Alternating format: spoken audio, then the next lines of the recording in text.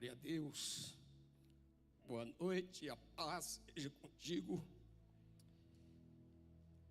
Hoje a palavra vai ser expositiva. Nós vamos ler o texto e eu vou explicar sobre esse texto. Confesso que o texto é muito político, mas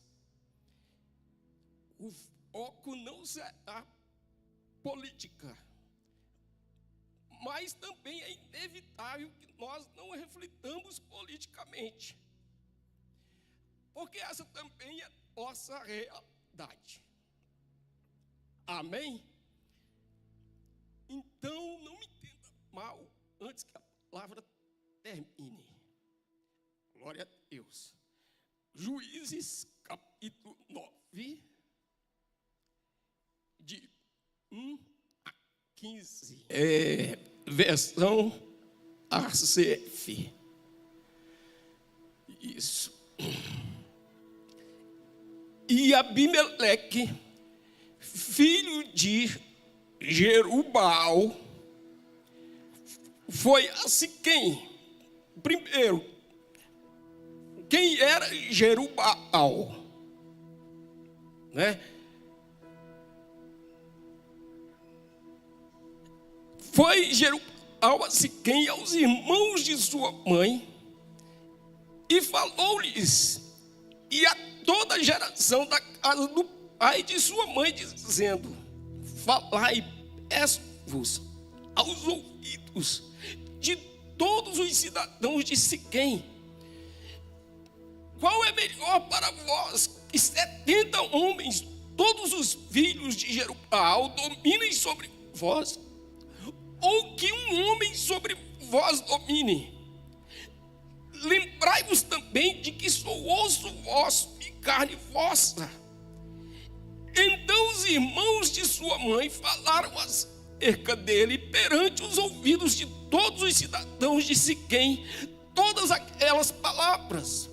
E o coração deles se inclinou a seguir Abimeleque, porque disseram: é nosso irmão. E deram-lhe 70 peças de prata da casa de Baal-Berite, e com elas alugou Abimeleque uns homens ociosos e levianos que o seguiram, e veio à casa de seu pai a Ofra, e matou a seus irmãos, os filhos de Jerubbaal, ou seja, os filhos de Gideão. 70 homens sobre uma pedra. Porém Jotão, filho menor de Jerubbaal, ficou, porque se tinha escondido. Então se ajuntaram todos os cidadãos de Siquém e toda a casa de Milo, e foram e constituíram a Abimeleque rei, junto ao carvalho alto que está perto de Siquém. E dizendo a Jotão, foi e pôs-se no cume do monte de Gerizim, e levantou a sua voz e clamou e disse-lhes: ouve-me, cidadãos de Siquém, e Deus vos ouvirá a voz. Então ele começa a contar uma parábola.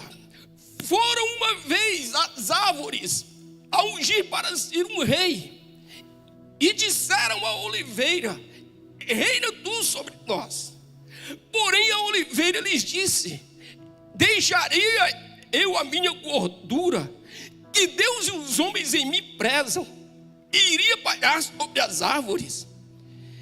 Então disseram as árvores à figueira: vem tu e reina sobre nós.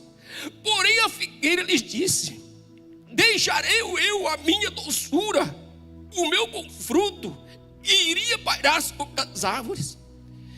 Então disseram as árvores à videira: vem tu e reina sobre nós. Porém a videira lhes disse: deixaria eu o meu mosto, que alegra a Deus e aos homens, e iria pairar sobre as árvores? Então todas as árvores disseram ao espinheiro: vem tu e reina sobre nós. E disse disse o espinheiro às árvores: se na verdade me unges rei sobre vós, vinde e confiai-vos debaixo da minha sombra. Mas se não, saia fogo do espinheiro que consuma os cedros do Líbano. Então vamos lá. Voltemos ao versículo 1. E Abimeleque, filho de Jerubbaal, foi a Siquém, aos irmãos de sua mãe, e falou-lhes, e a toda a geração da casa do pai, sua mãe, dizendo: então, depois daquele enfrentamento de Gideão, aos midianitas, que Deus desafiou Gideão a ir lutar contra esse exército dos midianitas e aliados. E Gideão juntou 300 homens. E ele foi vitorioso, ele conquistou a batalha. Na verdade, Deus destruiu aquele povo, mas Gideão que estava liderando. E depois desses dias, o povo de Israel quis ungir Gideão por rei, mas Gideão não aceitou. Ele disse: não, quem vai governar Israel vai ser o próprio Deus, o Senhor dos exércitos. E mesmo Gideão rejeitando o trono, ele ficou por juiz de Israel. Então ele julgava causas espirituais, ele também julgava causas civis. Ele foi um governador de Israel. Ele não tinha um trono, mas ele liderava o povo de Israel. E Gideão, em vida, ele teve muitas mulheres e muitas concubinas, ao ponto de ter 70 filhos. Muitos filhos, né? E quem era esse Abimeleque que nós vemos aí? Filho de Gideão. Abimeleque era filho de Gideão, não com uma esposa legítima, mas Abimeleque era filho de uma concubina. E o que era uma concubina? Era uma mulher que tinha legitimidade para se relacionar com Gideão sexualmente, porém não tinha título e nem reconhecimento legal de esposa. Muitas vezes sua origem era uma pessoa trazida como escrava de alguma guerra, de alguma batalha. Às vezes era simplesmente uma estrangeira, uma mulher que estava ali para servir a casa e servir também aquele homem, principalmente no quesito de procriar. Então as concubinas tinham esse papel também, não só de trabalhar e servir a família, mas também elas procriavam, porque filhos nesse tempo eram de fato herança do Senhor. Quem tinha mais filhos era mais rico. Quantos lembram de Abraão, que tinha uma concubina por nome de Agar? E Sara deu Agar para Abraão e foi gerado um filho, Ismael. Só que Agar não era considerada uma esposa legítima de Abraão. É tanto que Sara, quando entra em atrito com Agar, ela diz para Abraão: manda essa mulher embora. E quando Abraão manda Agar embora, dá a ela apenas um punhado de pão e uma vasilha com água. E ela sai errante pelo deserto. Ou seja, uma concubina não tinha direito a heranças. Então Abimeleque era filho de uma concubina. E por ser filho de uma concubina, ele não tinha nenhum direito legal a cargo de liderança, principalmente ao trono. Então ele não fazia parte da linhagem legítima de Gideão. Mas, irmãos, o título dessa mensagem é: a omissão coroa espinheiro. A omissão que coroa espinhos. Quando um justo se omite, o ímpio se coloca no seu lugar. Quando você deixa de fazer algo que é sua obrigação, um ímpio faz no seu lugar.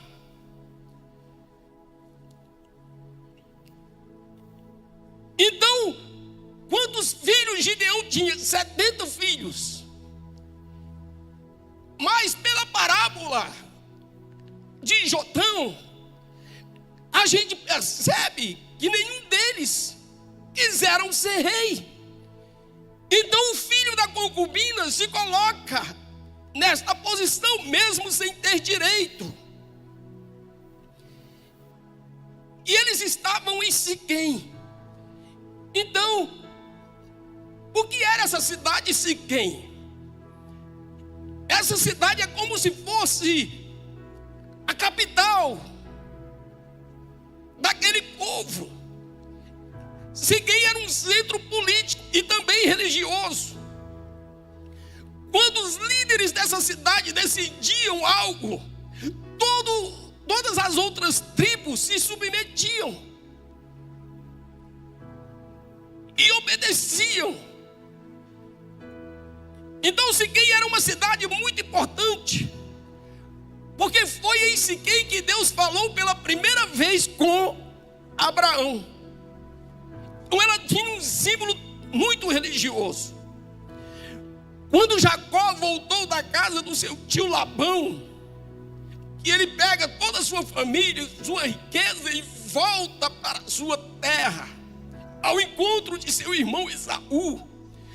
Quando ele chega ali em Canaã, ele vai se instalar em Siquém. Foi em Siquém que Jacó compra um campo e coloca sua família, seus empregados, seus gados, suas ovelhas, todos os seus bens. Em Siquém também foi onde os ossos de José foram enterrados. José governou o Egito. E quando José estava para morrer, ele pediu que no dia que aquele povo saísse do Egito, que levassem os seus ossos e não deixassem ali para enterrar na sua terra, no meio do seu povo. Então, quando Moisés consegue libertar o povo do Egito, quando Moisés disse para Faraó: nenhuma unha vai ficar, então ele estava falando sério. Então, quando Moisés vai sair com o povo, o que ele faz? Vai lá, cava os ossos de José, coloca num saco e leva junto com ele. E ficou com esses ossos 40 anos no Egito, no deserto. E quando Josué entra em Canaã, que começa a conquistar as cidades, os ossos de José foram enterrados em Siquém. Siquém era uma das cidades de Canaã, uma cidade muito influente. Então ela tinha esse símbolo religioso. Por isso que Abimeleque se posiciona em Siquém, por isso que Gideão governava de Siquém. Porque é como se fosse um centro, governamental. Versículo 2 diz: falai-vos, peço-vos aos ouvidos de todos os cidadãos de Siquém, qual é melhor para vós, que 70 homens, todos os filhos de Jerubaal, dominem sobre vós, ou que um homem sobre vós domine? Lembrai-vos também de que sou osso vosso e carne vossa. Então Abimeleque começa com os argumentos para conquistar o trono.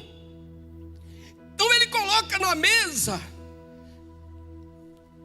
dois regimes de governo, um democracia e outro uma ditadura. Porque quando ele diz, se os 70 filhos de Jerubaal governar vocês, irmãos, 70 homens, isso é um parlamento. Então isso seria uma democracia. Não seria um homem só governando, seria 70. Mas ele passa isso como uma coisa ruim. Ele diz, ou vocês preferem que um só homem governe vocês? E ele usa uma linguagem emotiva. Isso é muito próprio dos políticos, principalmente os enganadores. Dizendo, lembre, eu sou irmão de vocês. Sou osso dos vossos ossos, sou carne da vossa carne. Versículo 3. Então os irmãos de sua mãe falaram acerca dele perante os ouvidos de todos os cidadãos de Siquém. Então ele convence, né, a sua família para que ajude ele a convencer o povo. E a Bíblia diz, o coração deles se inclinou a seguir Abimeleque, porque disseram, é nosso irmão. Então o povo foi convencido emocionalmente, sentimentalmente, não racionalmente, e muito menos espiritualmente. Versículo 4, e deram-lhe 70 peças de prata da casa de Baal-Berite, e com elas alugou Abimeleque uns homens ociosos e levianos que o seguiam. Então o que esse cara faz? Aluga. Ele compra pessoas com dinheiro. Isso é próprio de uma ditadura. Pessoas ociosas e levianas. Então em toda ditadura, meu querido, tem bandidos governando porque as pessoas são compradas, as pessoas são alugadas.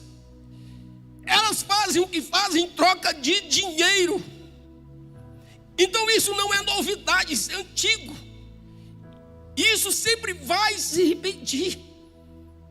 Não é uma coisa inusitada. É um padrão que se repete. E sempre repetiu. E sempre vai se repetir. Versículo 5. E veio à casa de seu pai a Ofra. E fez o quê? E matou os seus irmãos. Os filhos de Jerubaal, 70 homens sobre uma pedra. Porém Jotão, filho menor de Jerubaal, ficou porque se tinha escondido. Então, ele fez o que todo ditador faz. Se existem pessoas que são ameaças para o governo, eles matam. E quando não mata, prende. É o que Maduro fez na Venezuela. Matou milhares de venezuelanos. E outros milhares prendeu. Para se manter no governo, no poder. E a gente sabe que o nosso Brasil, em parte, já vive uma ditadura. E se esse movimento, irmãos, esse regime se consolidar, todos os críticos do governo serão mortos e presos. Você já percebe que existem muitos presos políticos, pessoas sem crimes, pessoas de bem, pessoas que nunca tiveram uma passagem pela polícia, estão cumprindo 14, 17, 20 anos de cadeia.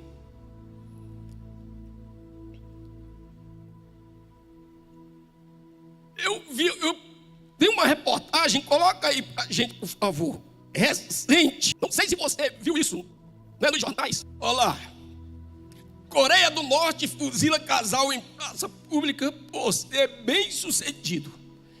A execução aconteceu em setembro em Pyongyang.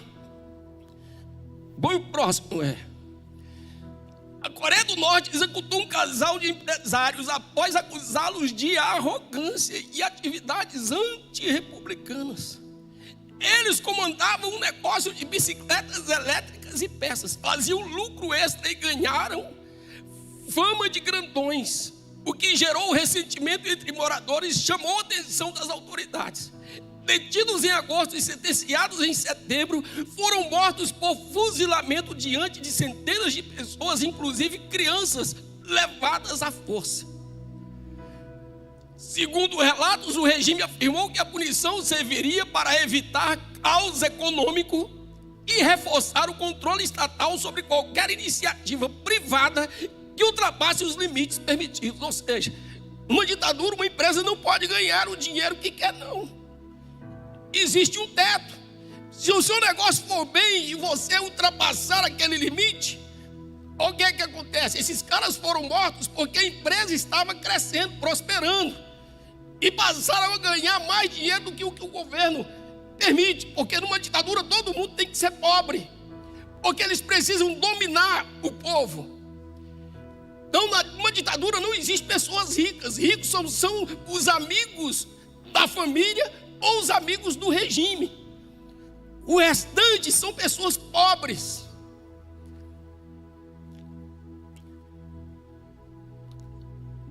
Tem outro falando a mesma coisa, né? Na Coreia do Norte, um casal de empresários foi executado publicamente acusado de arrogância e atividades antirrepublicanas em um evento que chocou a população, especialmente pela presença obrigatória de crianças. Então, eles obrigam as crianças a assistirem à morte, porque aquilo vai gerar um medo. Então aquelas crianças vão crescer com uma mentalidade pobre, dizendo: eu não posso enriquecer, eu não posso ter uma atividade que lucra, porque se eu fizer isso eu serei morto. Então, queridos, qual é o foco dessa mensagem? É para que você seja despertado e não brinque com coisa séria. Tem gente achando que o problema do Brasil é uma disputa entre Lula e Bolsonaro. Não tem nada a ver, queridos. O que nós vivemos hoje é uma instalação de um regime totalitário. E as pessoas estão brincando com isso sem entender para onde nós estamos caminhando.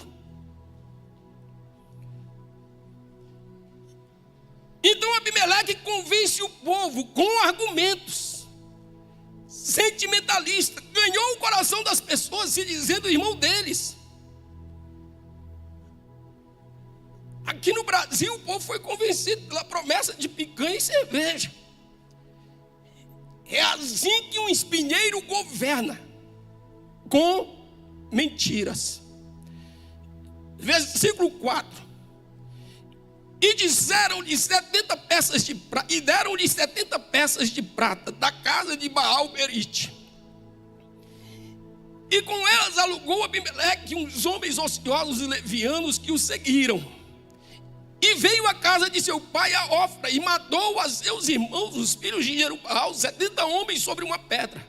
Porém Jotão, filho menor de Jerubbaal, ficou porque se tinha escondido.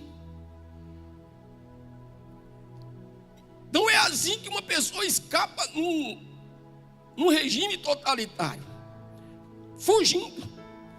Que seja para os Estados Unidos, que seja para a Itália, como nós temos muitos políticos refugiados, que seja para o Uruguai. E Jotão foi um dos filhos de Jerubbaal que escapou porque se escondeu.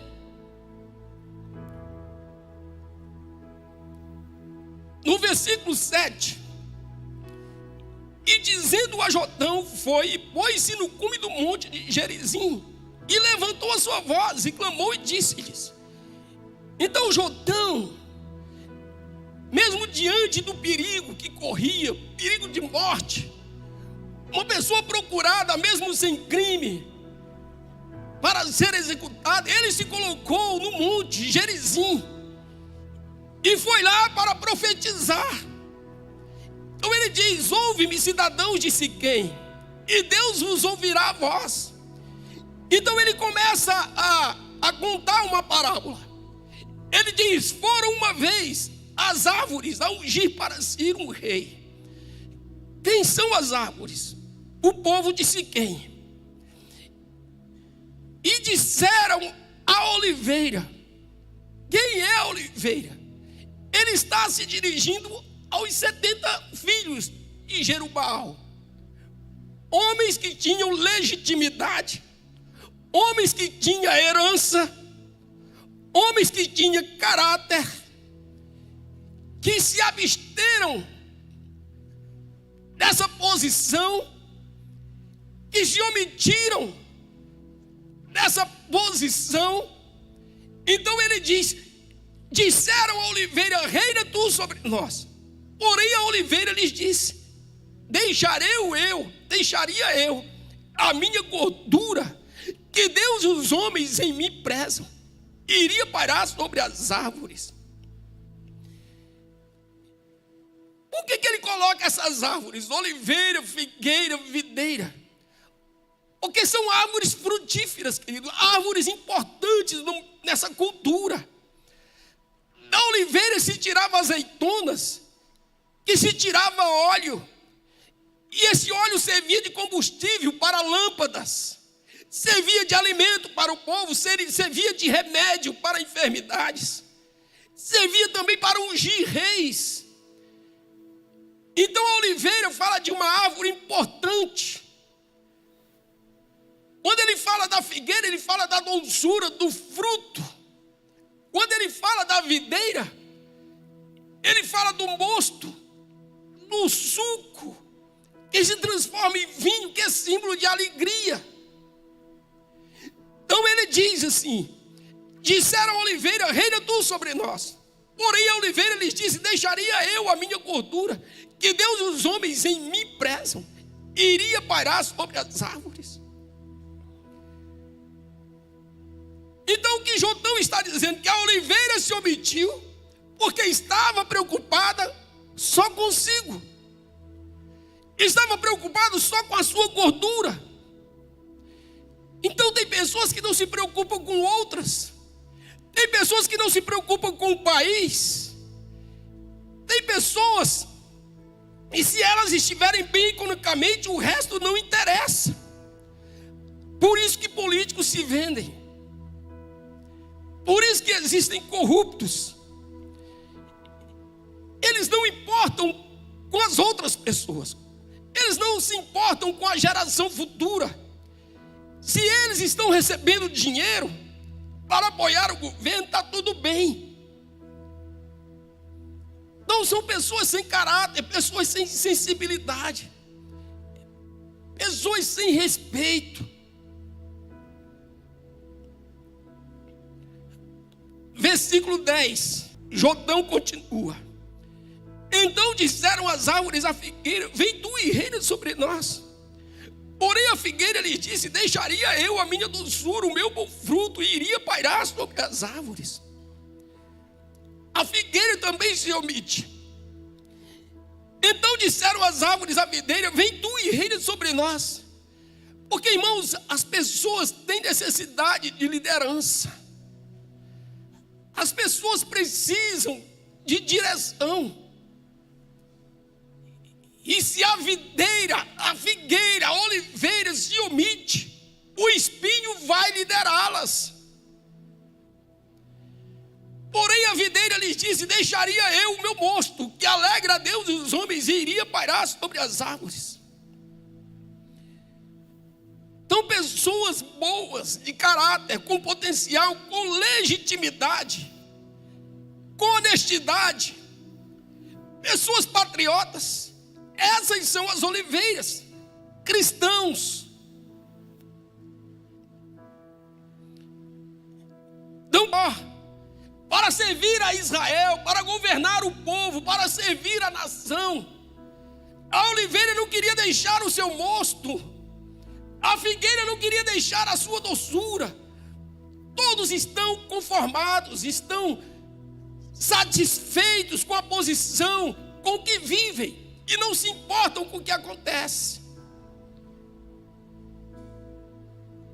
Vocês já viram uma senhora dizendo como a Coreia do Norte, uma coreana, uma senhora já bem de idade, dizendo como a Coreia era nos anos 70.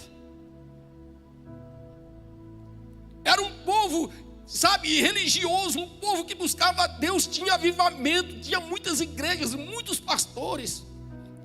Mas o governo convenceu aquele povo de que o espinho tinha sombra para eles. E eles acreditaram. E hoje nem ricos podem ser, nem um lucro a mais eles podem ter. E eles matam sem piedade. Eles não matam só você, matam sua esposa, matam seus filhos. Hoje nós vemos pessoas perseguindo esposas de políticos que nunca falaram de política na vida, com suas contas bloqueadas, com suas redes sociais bloqueadas. Versículo 14. Então todas as árvores disseram ao espinheiro: vem tu e reina sobre nós. E disse o espinheiro às árvores: se na verdade me unges por rei sobre vós, vinde e confiai-vos. O espinheiro te convence pelo argumento, pelo sentimentalismo. O espinheiro diz: confia em mim e vem para debaixo da minha sombra. Queridos, desde quando um espinheiro tem sombra? Desde quando espinhos são capazes de prover sombra para alguém?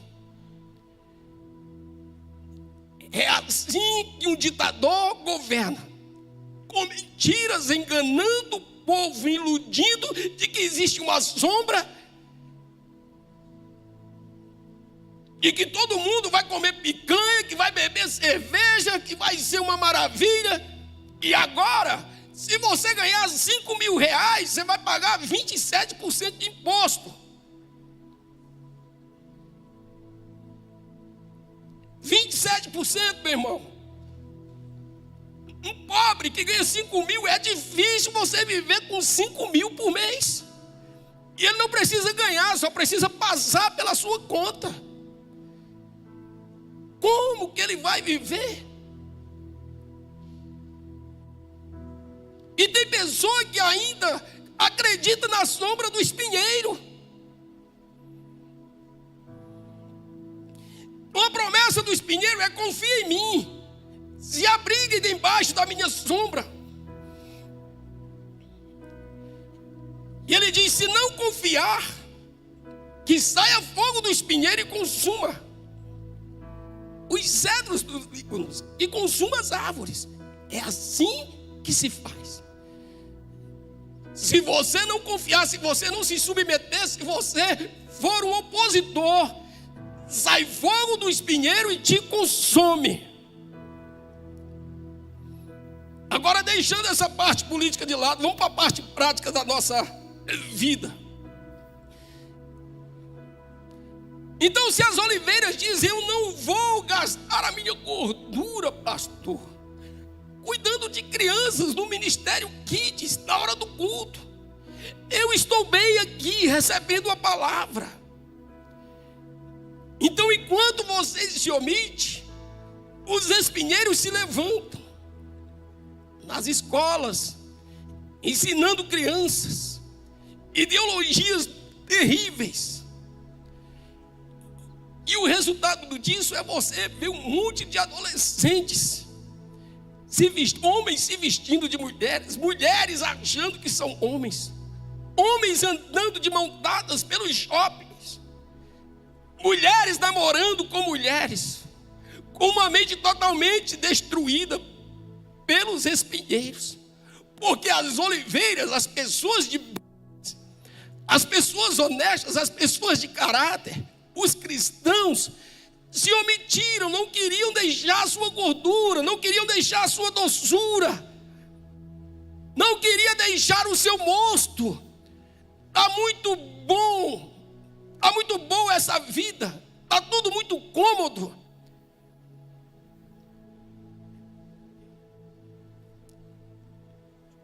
Você que é pai de criança, de adolescente, você como videira, se você se omitir do cuidado com seus filhos,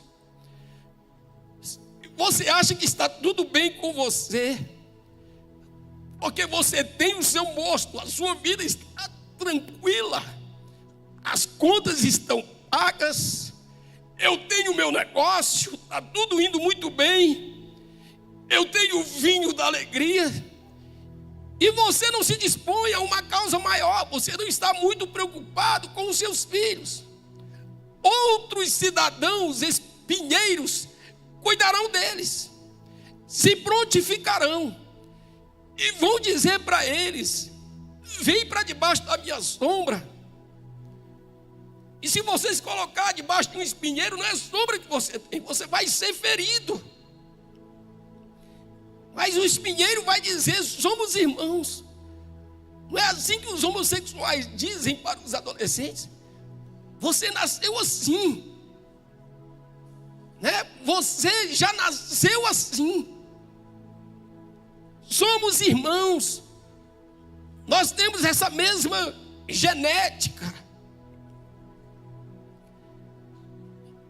Então, como figueira, queridos, se você se omite a ser um líder de célula, porque não quer deixar a sua doçura, o seu comodismo, deixa eu te dizer, influenciadores da internet se prontificarão em formar seguidores no seu lugar. Eles vão discipular no seu lugar. Porque você, como figueira, está satisfeito com a sua doçura e você diz: eu não vou deixar minha doçura por uma causa maior. Então você conhece o texto muito bem, que Jesus fala em Mateus capítulo 25, versículo 41.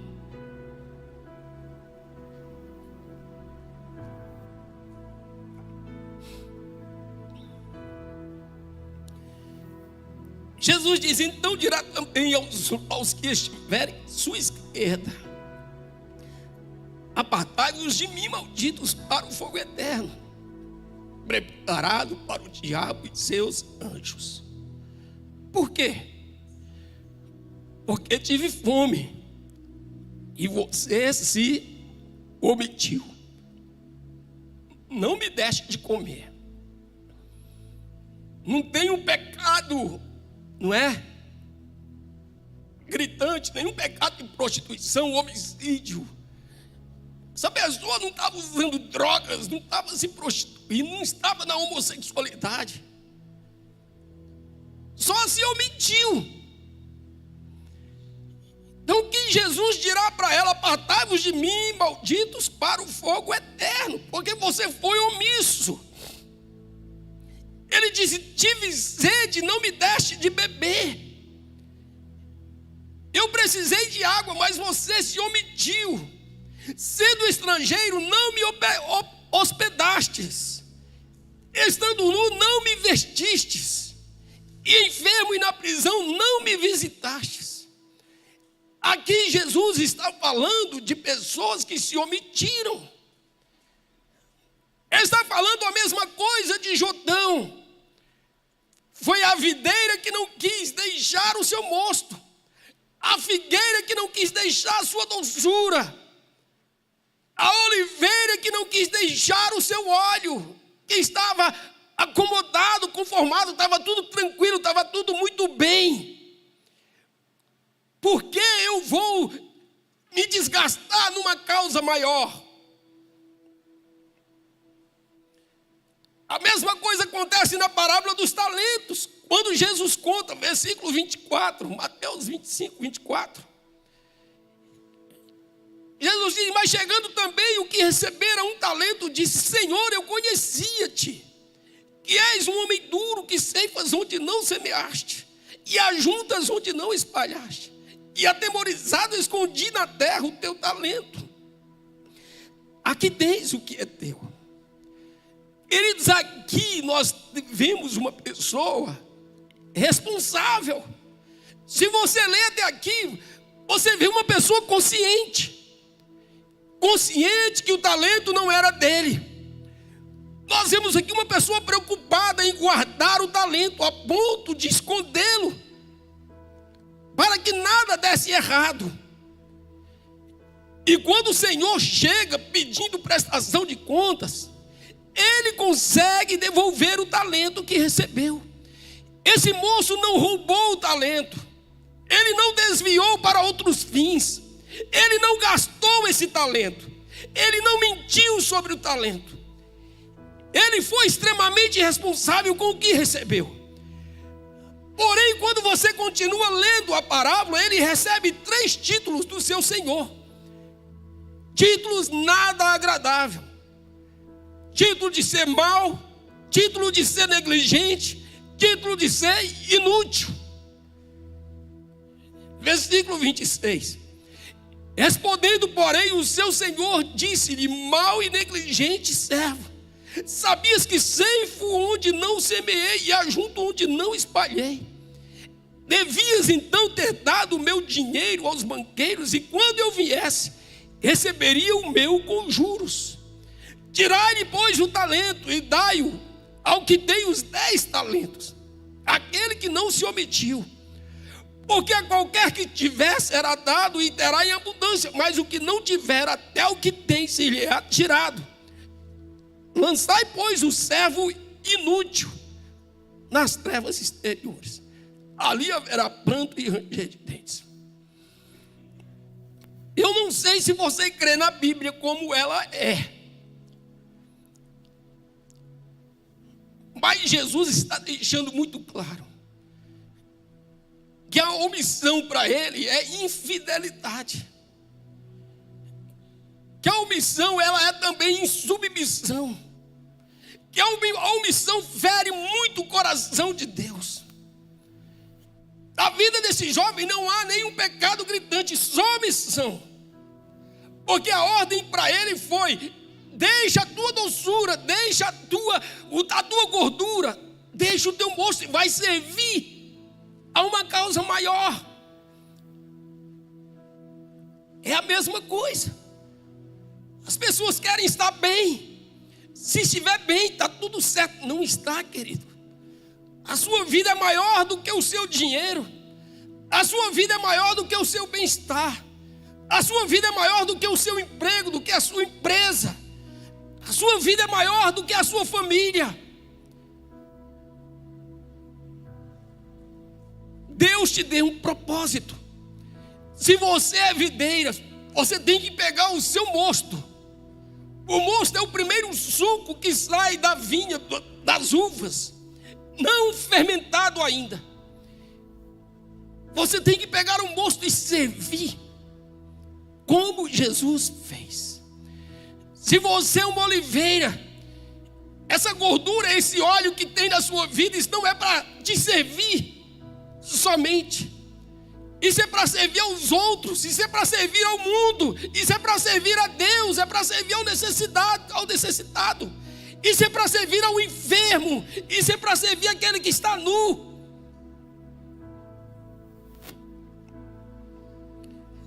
Se você é figueira, você precisa ter fruto. Quando alguém for buscar fruto em você, ele tem que encontrar. Quando Jesus foi buscar fruto em uma figueira, ele não encontrou.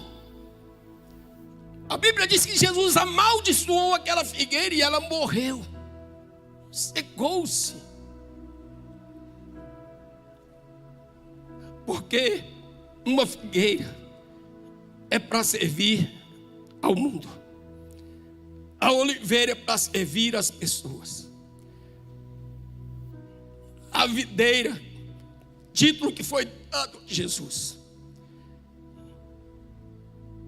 veio ao mundo para se dar aos outros. O que você tem não é apenas para você.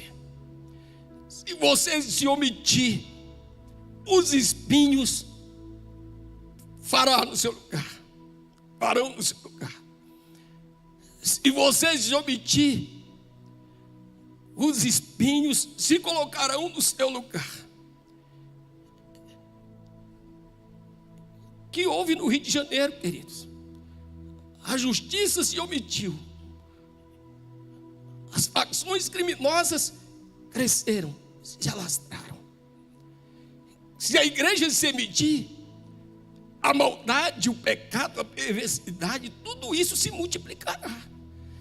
Você não faz noção, irmão, da importância que você tem nesse mundo. Você é um ponto de equilíbrio. Você é a resposta de Deus para este mundo.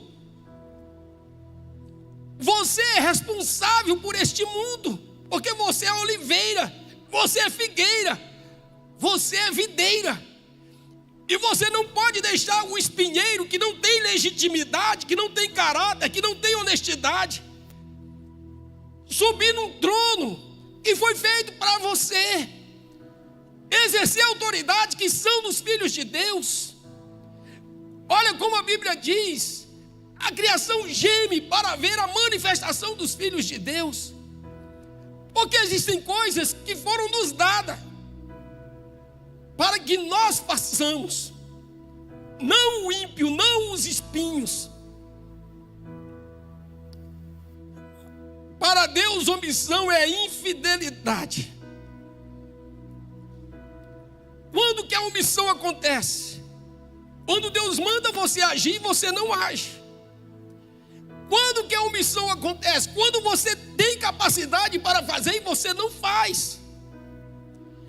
Quando que a omissão acontece? Quando você tem oportunidade e você não aproveita a oportunidade. Quando que a omissão acontece? Quando nós escolhemos o conforto. Quando estamos acomodados com óleo, com mosto e com a doçura de nossas vidas.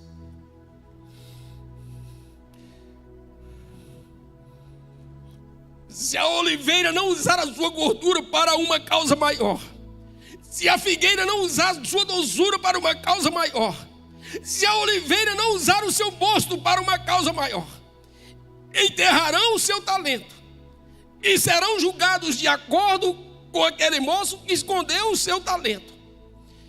Essa é a verdade da Bíblia. Apartai-vos de mim, malditos, porque se omitiram. Os irmãos do louvor podem ir subindo. Quero falar uma última reflexão. Eli era o sumo sacerdote de Israel e também juiz. Como sumo sacerdote, ele era o líder máximo, do culto. Como sumo sacerdote, ele era responsável por todos os outros sacerdotes. Ele era quem guardava o santuário em Siló. Ele era a pessoa responsável por zelar da arca da aliança. Ele, como sumo sacerdote, julgava as questões religiosas. E como juiz também, tinha autoridade judicial, julgava as questões civis do povo. Ele quem conduzia o povo nas festas e sacrifícios.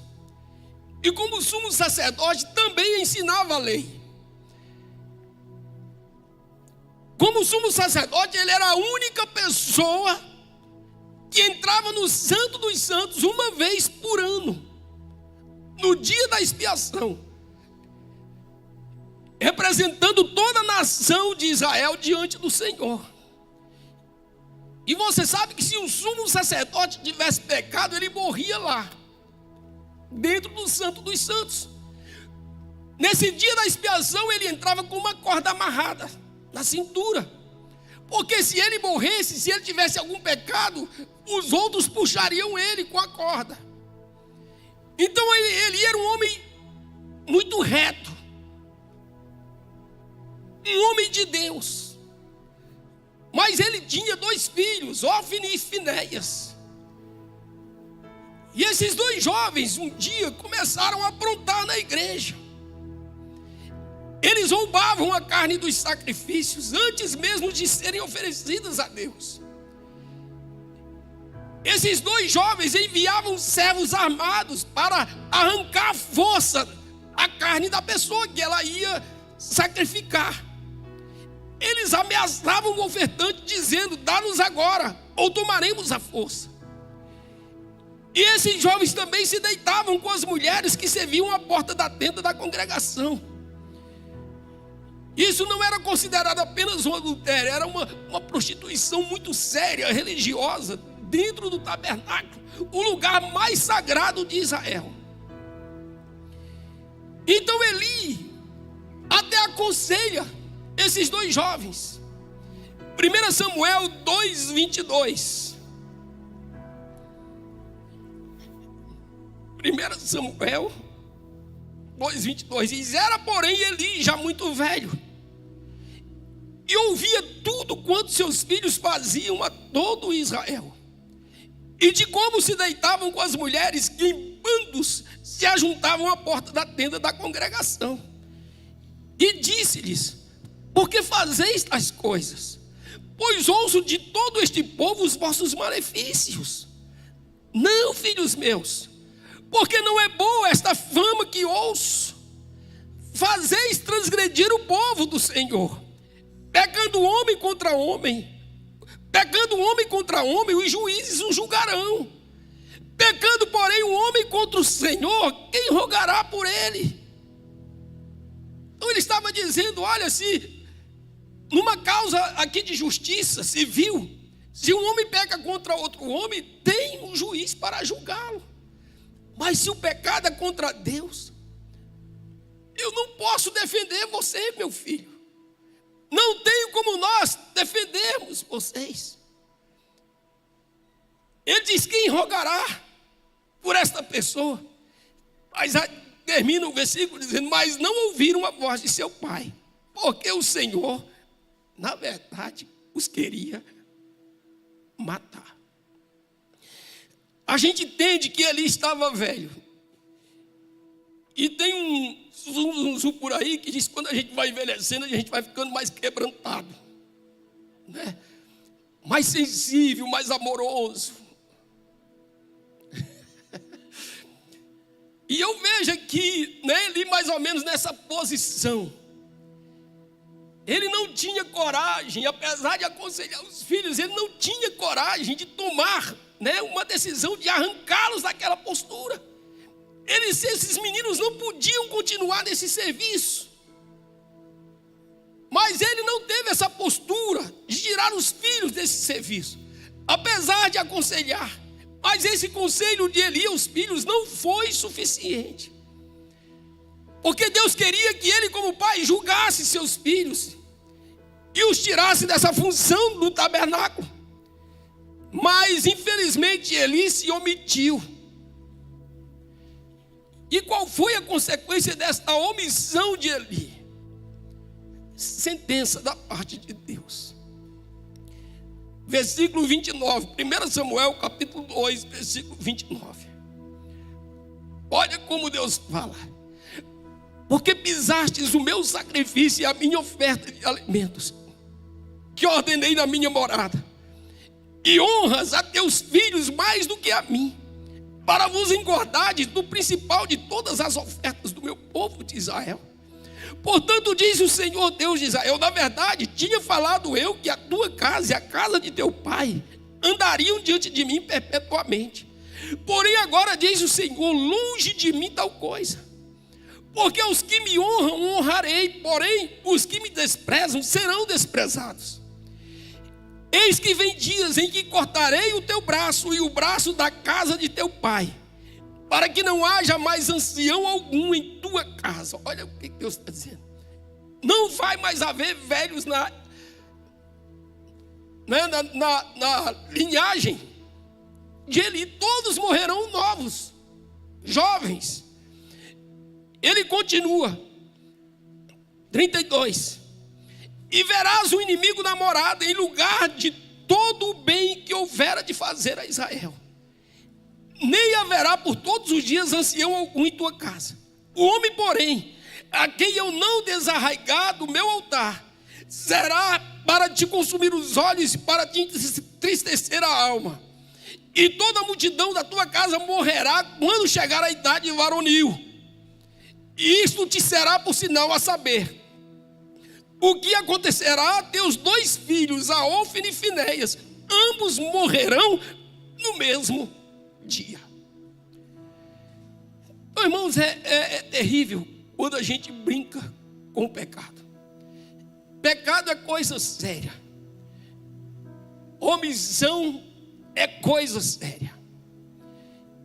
E a sentença veio. Quando Israel enfrenta os filisteus numa guerra, Ofni e Finéias morreram no mesmo dia nessa luta contra os filisteus. E nesse mesmo dia os filisteus levaram a arca da aliança.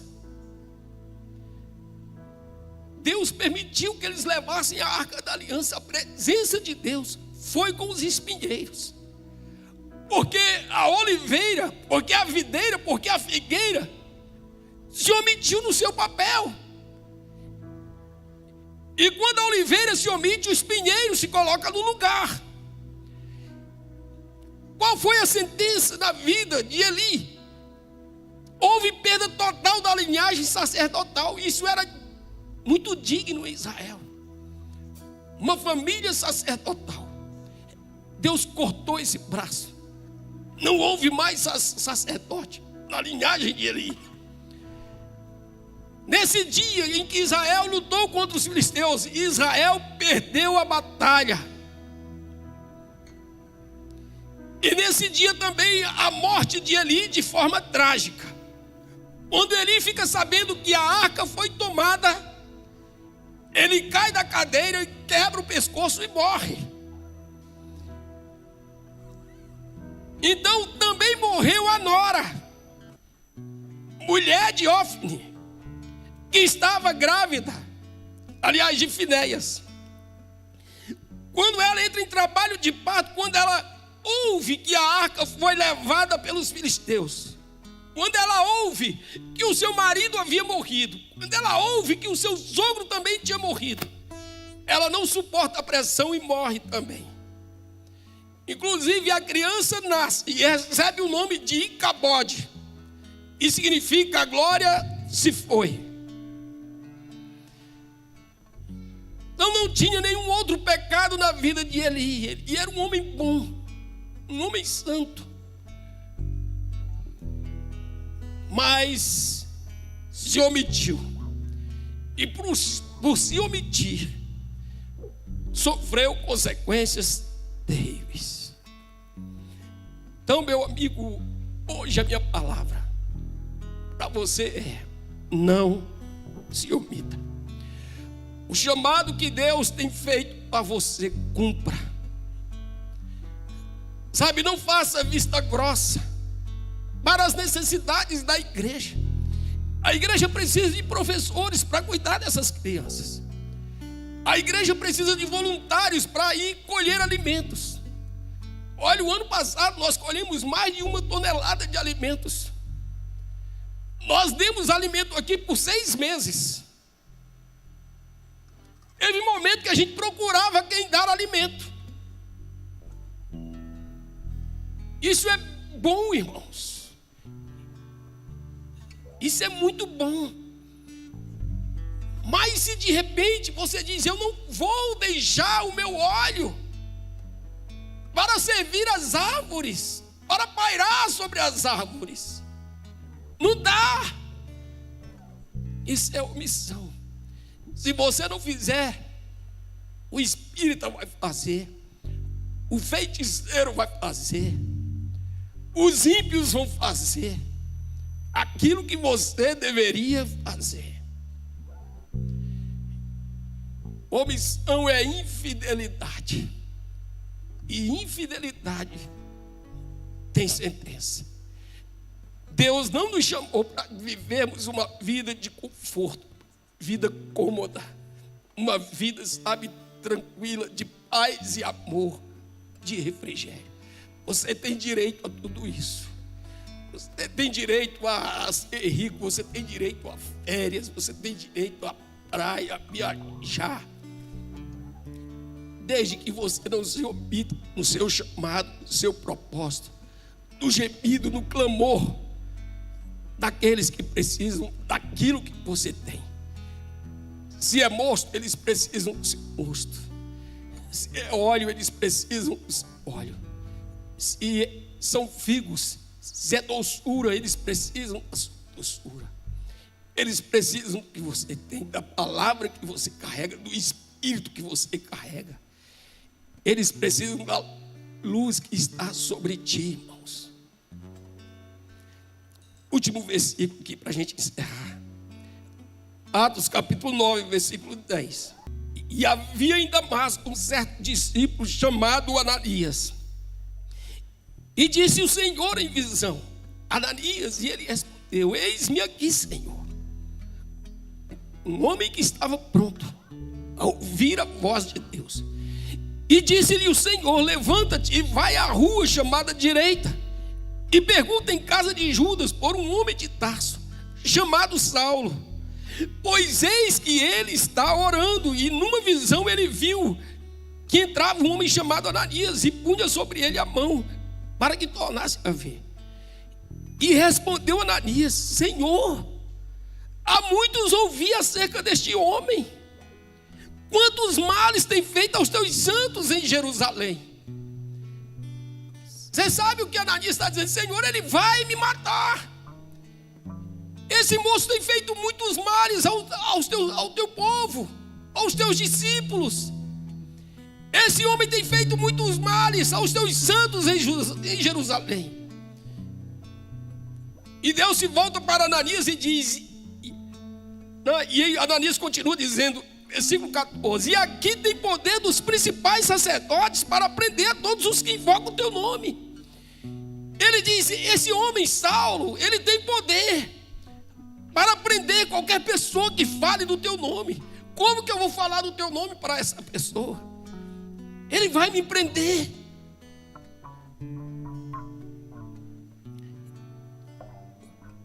Versículo 15: disse-lhe porém o Senhor: vai, porque este é para mim um vaso escolhido para levar o meu nome diante dos gentios e dos reis e dos filhos de Israel.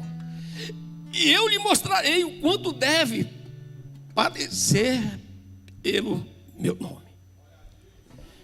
Irmãos, quantas pessoas padecem por uma estrutura financeira?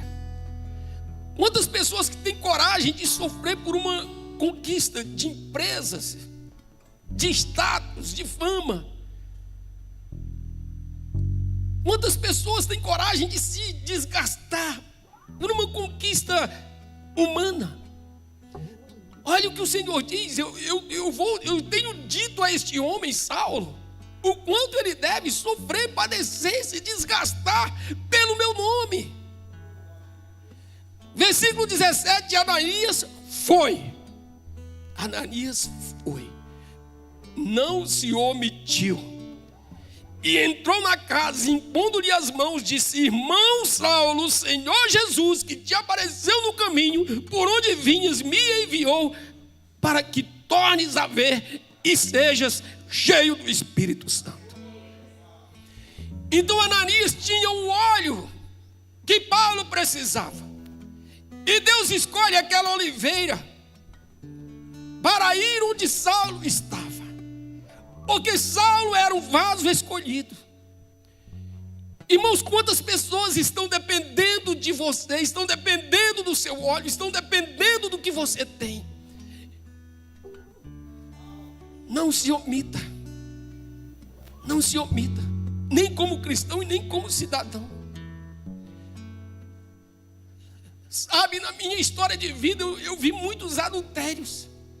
E quando a gente olha a história do adultério, foi porque houve omissão de uma das partes.